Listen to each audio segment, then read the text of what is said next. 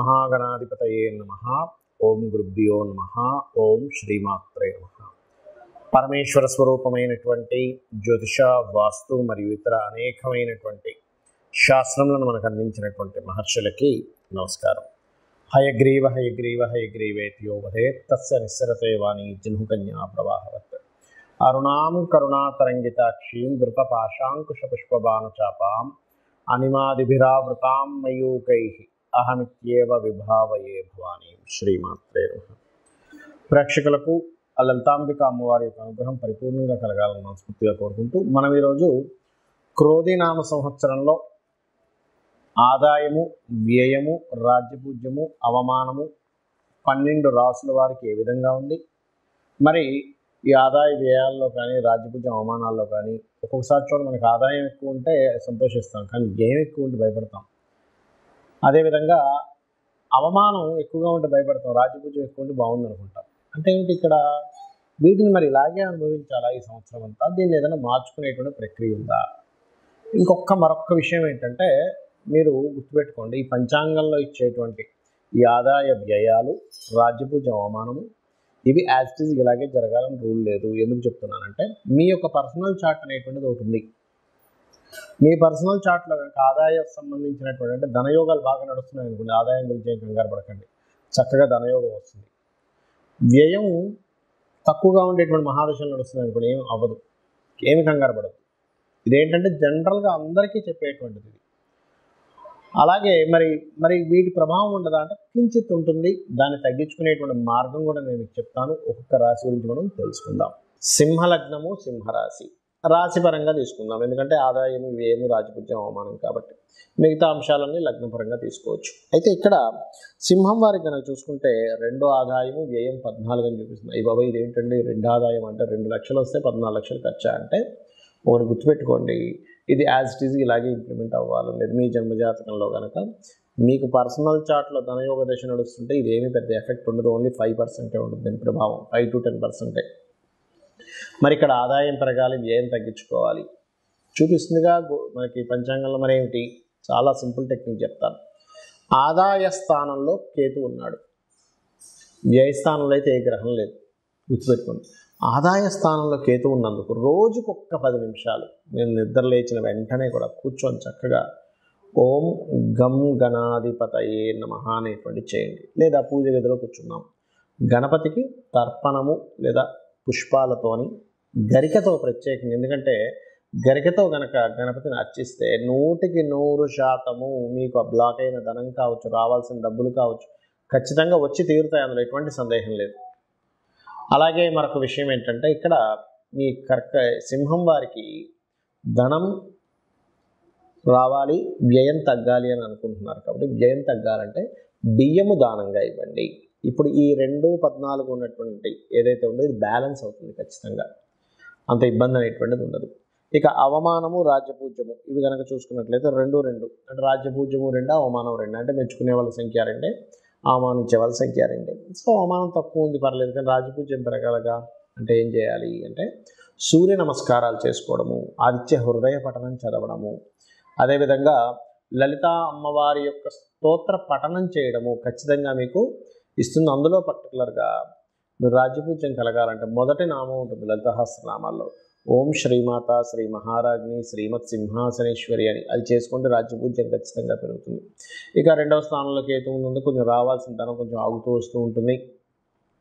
అలాగే ఇక్కడ గమనించుకున్నట్లయితే కాస్త ఈ సంవత్సరంలో ముఖ్యంగా మే మాసం నుంచి అక్టోబర్ వరకు ప్రాపర్టీ యోగం బలంగా చూపిస్తుంది. అంటే గృహము, వాహనము, స్థలము కొనుగోలు చేసేటువంటి యోగం బలంగా ఉంది, అందులో ఎటువంటి సందేహం లేదు. అదేవిధంగా కాస్త సంతానం కోసం మాత్రం కొంచెం ఎక్కువ ప్రయత్నం చేయాల్సినటువంటి స్థితిగతులు ఉంటుంటాయి.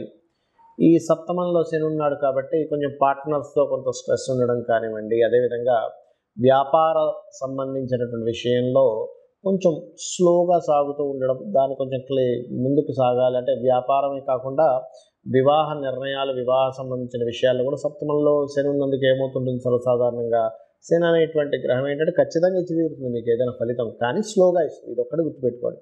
శని భగవానుడు అంటే ఇవ్వడం కాదు, అక్కడ స్లోగా ఇస్తాడు ఆయన, ఎందుకంటే కర్మ ప్రదాత, కర్మకారకుడు కాబట్టి ఖచ్చితంగా వస్తుంది ఫలితం, అందులో ఎటువంటి సందేహం లేదు. అలాగే మరొక విషయం ఏంటంటే ఇక్కడ చూసుకున్నట్లయితే మీకు ప్రొఫెషనల్గా ఎలా ఉండబోతుంది. ప్రొఫెషనల్గా అష్టమాధిపతి వచ్చి దశమంలో ఉన్నాడు. అంటే ఏంటి, చక్కగా నడుస్తూ సడన్గా మార్పులు వస్తుంటాయి, ఇంప్రూవ్మెంట్స్ వస్తుంటాయి, అందులో ఎటువంటి సందేహం లేదు. కాకపోతే ఆ సడన్ మార్పులు ఏదైనా మనల్ని ఇబ్బంది పెడుతుంది అనుకుంటే కనుక లలితా సహస్రనామాల్లో ఫస్ట్ లైన్ అంటే ఓం శ్రీమాత శ్రీ మహారాజ్ఞి శ్రీమత్ సింహాసనేశ్వరి నమః ఒకటి. రెండవది ఏమిటి అంటే జయ గురుదత్త శ్రీ గురుదత్త అనే నామస్మరణ చేయండి. ఖచ్చితంగా మీరు ఏదైతే అనుకుంటుంటారో, అంటే ఏది మీకు ఉద్యోగపరంగా యోగం అనేటువంటిది, ఉద్యోగంలో హైప్ అనేటువంటిది ఖచ్చితంగా జరుగుతుంది. దీంతో పాటు మరొక విషయం ఏంటంటే అష్టమ రాహు వల్ల పర్టికులర్గా మీకు కలిగేటువంటి ఫలితాల్లో వాహనాల మీద వెళ్ళేటప్పుడు కాస్త జాగ్రత్తగా వెళ్ళండి, ఎక్కువ స్పీడ్గా వెళ్ళకండి. వాహన సంబంధించిన విషయంలో వెళ్ళే ముందు ఒక్కసారి దుర్గాదేవి నామస్మరణ చేసుకొని వెళ్ళండి, అన్ని విధాలా మీకు బాగుంటుంది. ఇక్కడ మనము సంవత్సర ఫలితాలు చెప్పుకున్నాం క్రోధినామ సంవత్సరంలో. మరి క్రోధినామ సంవత్సరంలో మనకి దేశవ్యాప్తంగా ఎలా ఉంటుంది? అయితే క్రోధినామ సంవత్సరం రాకముందే మనకి ముఖ్యంగా ఈ రవి కుజుడుతో కలిసి ఈ రాహు శనులతో సంచారం జరుగుతుంది. కాబట్టి ఆల్మోస్ట్ అంటే క్రోధినామ సంవత్సరం మనకి వచ్చేదానికంటే ముందే ఒక 2-3 నెలల ముందు నుంచే ఈ అనవసరం అంటే రాజకీయ పరంగా అనేకమైనటువంటి మార్పులు కావచ్చు, గొడవలు కావచ్చు, గందరగోళ పరిస్థితులు ఇస్తూ ఉంటుంది. కాబట్టి ఈ సంవత్సరం కొంచెం ప్రజలందరూ కూడా కొంతవరకు ఈ కోప స్వభావ సంబంధించినటువంటి విషయాలని పక్కన పెట్టాలి. ఎందుకంటే ఏదైనా ప్రాబ్లం వస్తే క్రోధం వల్ల వస్తుంది, గుర్తుపెట్టుకోండి. ఒకరి మీద కోపం పెంచుకోవడం వల్ల, ఒకరి మీద ద్వేషం పెంచుకోవడం వల్ల జరిగిపోయినటువంటి అంశాలని ఎక్కువగా మనం మననం చేసుకోవడం వల్ల వస్తుంది. అంటే ఈ సంవత్సరానికి ఉన్నటువంటి ప్రభావం అది. ఇంకోటి ఏంటంటే ఈ సంవత్సరానికి రాజు కుజుడయ్యాడు. కుజుడైనప్పుడు ఏమవుతుంది? కుజుడు అంటే ఏంటి? గొడవలకి, యుద్ధాలకి, ఒక రకమైనటువంటి యుద్ధ సంబంధించిన వాటికి కారకుడు అవుతాడు. కాబట్టి ఈ కారకుడు అయ్యాడు కాబట్టి ఈ యొక్క విషయంలో చాలా జాగ్రత్తగా ఉండాలి అనేటువంటిది క్రోధినామ సంవత్సరానికి ఉన్నటువంటి ఆ యొక్క ఫలితాలు చెప్తున్నాయి. అయితే ఇక్కడ నేను చెప్పేది ఒకటే, మీరు ఒకటే గుర్తుపెట్టుకోండి, మీకు ఈ సంవత్సర ఫలితాలు ఈ ఏదైతే ఉగాది ఫలితాల కంటే కూడా అతి ముఖ్యంగా మీరు చూసుకోవాల్సింది జన్మజాతక ఫలితాలే. ఎందుకంటే ఈ భూమి మీద ఒకే రాశిలో ఎంతమంది పుట్టినా, ఒకే నక్షత్రంలో ఎంతమంది పుట్టినా అందరి జీవితాలు ఒకలాగా ఉండవు. ఏదో కొద్దిగా ప్యారలల్గా కొన్ని మ్యాచ్ అవుతాయి కానీ అన్ని మ్యాచ్ అవ్వవు. అశ్విని నుంచి రేవతి వరకు మీరు చూసుకోవచ్చు. ఎందుకంటే కొన్ని వేల జాతకాలు పరిశీలన చేసి శాస్త్రంలో ఉన్నటువంటి విషయాలను నేను క్లియర్గా ఒక రీసెర్చ్ చేసి చెప్తున్నటువంటి అంశం ఇది. కావాలంటే మీరు కూడా రీసెర్చ్ చేసి తెలుసుకోవచ్చు. ఎందుకంటే మేషరాశి వారందరికీ కూడా ఒకలాగే ఇప్పుడు నడవదు, వృషభ రాశి వాళ్ళందరికీ ఒకలాగే నడవదు. ఎందుకు అలాగా అంటే వాళ్ళు పూర్వజన్మల్లో చేసినటువంటి కర్మ వల్ల వాళ్ళకి నడుస్తూ ఉంటుంది, గుర్తుపెట్టుకోండి. అందుకని ఏమిటి, మీ యొక్క జన్మజాతకంలో ఎలా ఉంది, మీ జన్మజాతకంలో మీ లగ్నాధిపతి ఎలా ఉన్నాడు, మీ ధనాధిపతి ఎలా ఉన్నాడు, మీ ధనం ఎందుకు ఆగిపోతుంది, ఎందుకు రావట్లేదు, ఎందుకు ఎక్కువ సంపాదించలేకపోతున్నారు, మీ ధనాధిపతి చెప్తాడు. అదేవిధంగా మీరు ఏ డైరెక్షన్లో ఉంటే బాగుంటుందో మీ చతుర్థాధిపతి మీ పేరులో ఉండే వరకు చెప్తుంది. అదేవిధంగా మీ సంతానం ఎందుకు ఇబ్బంది పడుతుంది, లేకపోతే మీకు సంతానం ఎందుకు లేదు, లేకపోతే ఫ్రెండ్స్ వల్ల ఎందుకు మోసపోతున్నారు, రాజకీయాల వల్ల ఎందుకు టైం వేస్ట్ అవుతుంది, లేకపోతే క్రియేటివ్ ఫీల్డ్లోకి వెళ్ళి ఎందుకు బాగా రాణిస్తున్నారు, ఎందుకు రాణించట్లేదు అని మీ పంచమాధిపతి చెప్తారు. అదేవిధంగా అప్పుల పాలు ఎందుకు అవుతున్నారు, మీ షష్టమాధిపతి వల్ల తెలుస్తుంది. వివాహం ఎందుకు ఆలస్యం అవుతుంది అనేటువంటిది మీ సప్తమాధిపతి, ఎవరికి వారు ఇండివిజువల్గా ఉంటాడు సప్తమాధిపతి. వివాహం ఎప్పుడవుతుంది, ఎందుకు అవ్వట్లేదు, ఒకవేళ అయినా సరే ఎందుకు ఇబ్బంది పడుతున్నాం అనేటువంటిది 12వ స్థానం బట్టి తెలుస్తుంది. అదేవిధంగా అష్టమం అంటే ఆకస్మికంగా లైఫ్లో అనే సడన్ టర్నింగ్స్ ఎందుకు జరుగుతున్నాయి. అలాగే దశమాధిపతి అంటే ఇక్కడ ఒకటే గుర్తుపెట్టుకోండి, దశమ స్థానం అనేటువంటిది వృత్తి స్థానం, వృత్తి కారకుడు, లాభకారకుడు. అసలు ఎందుకు ఇబ్బంది పడుతున్నారు అంటే ఏదైనా ఒక లాభం, ఒక వ్యాపారం కోసం ప్రయత్నం చేస్తున్నట్లయితే అసలు ఒకటే గుర్తుపెట్టుకోండి, ఎందుకు ఈ లాభ సంబంధించినటువంటి విషయంలో లాభాలు సరిగ్గా రాక ఇబ్బంది పడుతున్నారు అంటే మీ లాభాధిపతి వల్ల మనకు అక్కడ తెలుస్తూ ఉంటుంది. ఆ రకంగా విదేశాలకు వెళ్తే బాగుంటుందా, ఇక్కడ ఉంటే బాగుంటుంది, ఇవన్నీ కూడా మీ యొక్క జన్మజాతకంలో మీ రాహు స్థితి ఏంటి, మీ 12వ స్థానాధిపతి స్థితి ఏంటి, మీ 12వ స్థానాధిపతి బాగున్న సమయంలో మీరు కనుక ఇన్వెస్ట్మెంట్స్ చేస్తే ఆ యొక్క ఇన్వెస్ట్మెంట్స్ బ్రహ్మాండంగా కలిసి వస్తాయి.